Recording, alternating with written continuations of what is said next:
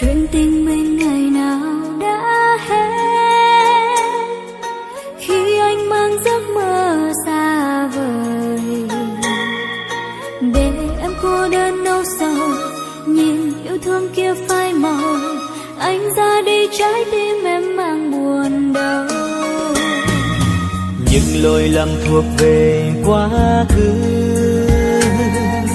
anh xin em hãy quên đi người, để cho anh được quay lại, được yêu em bao tháng ngày, tay trong tay với nhau trên đoạn đường dài. Được yêu em là điều may mắn của anh xin em hãy cho anh cơ hội sửa sai. Dù rất muốn yêu anh thêm lần thứ hai, nhưng cảm giác con tim thật sự lo sợ. Hãy tin anh thêm một lần này nữa thôi, anh hứa sẽ yêu em không hề đổi thay. Lời hứa đó không cần anh phải hứa đâu, nếu có thế em mong anh hãy chứng minh. Vì yêu nên hôm nay anh đã biết lỗi.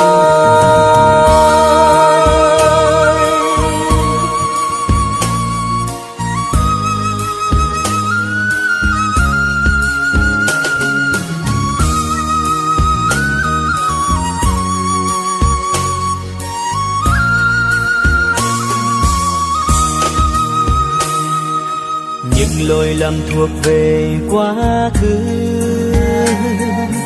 anh xin em hãy quên đi người, để cho anh được quay lại, được yêu em bao tháng ngày, tay trong tay với nhau trên đoạn đường dài.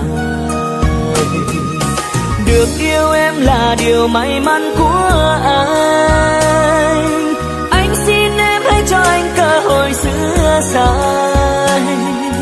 Dù rất muốn yêu anh thêm lần thứ hai, nhưng cảm giác con tim thật sự lo sợ. Hãy tin anh thêm một lần này nữa thôi, anh hứa sẽ yêu em không hề đổi thay. Lời hứa đó không cần anh phải hứa đâu, nếu có thế em mong anh hãy chứng minh. Vì yêu nên hôm nay anh đã biết lỗi, được yêu em là điều may mắn của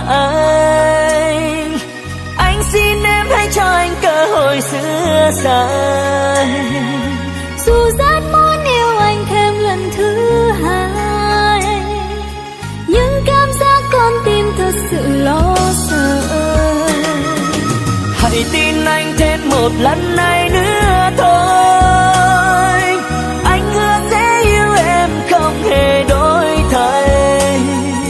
Lời hứa đó không cần anh phải hứa đâu, nếu có thế em mong anh hãy chứng minh.